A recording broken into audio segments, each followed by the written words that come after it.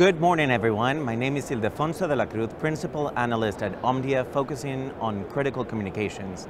And I'm here at IWCE 2023 with Lauren Flanagan, CEO of Sesame Solar. Good morning. Good morning, and thank you for having me. I'm glad to be here. It's been a great show so far.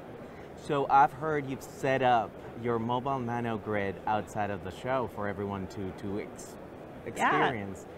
What is a mobile nanogrid?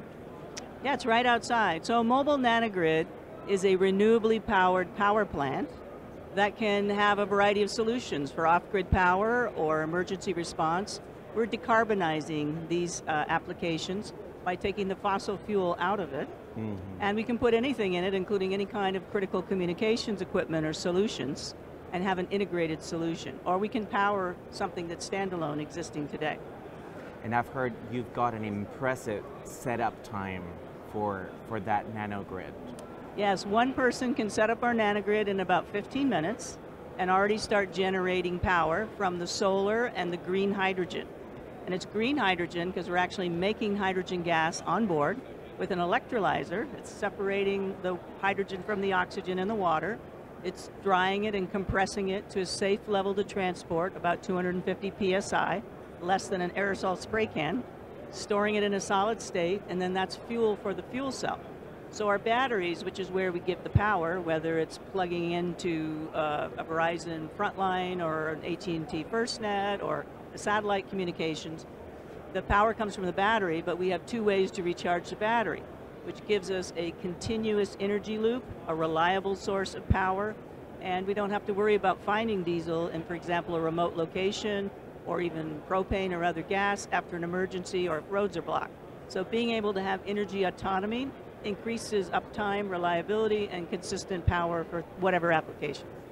And I've heard it not only saves on time, it improves reliability, but there are a lot more benefits to adopting renewable energy into the critical comm space, right?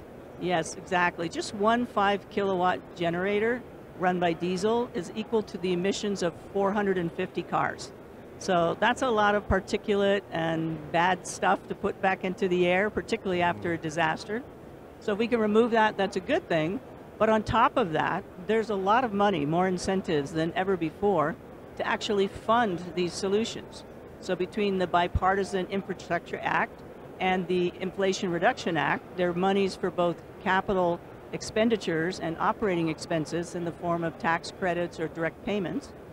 And there are other local and state incentives as well. So if you integrate the comms as opposed to side by side into a mobile nanogrid, then it's essentially free on top of the other facilities that you'll get. And that's a very exciting way to bring state-of-the-art technology and have a new funding source.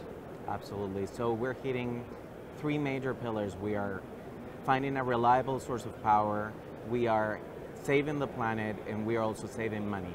And operating costs too, because your total cost of ownership is lower, and all we need is sunshine and water. Deionized water for the hydrogen, which we can make on board, and sunshine, and so you have continuous power from just those natural elements. Thank you very much, Lauren. It's been a pleasure. Thank you for having me.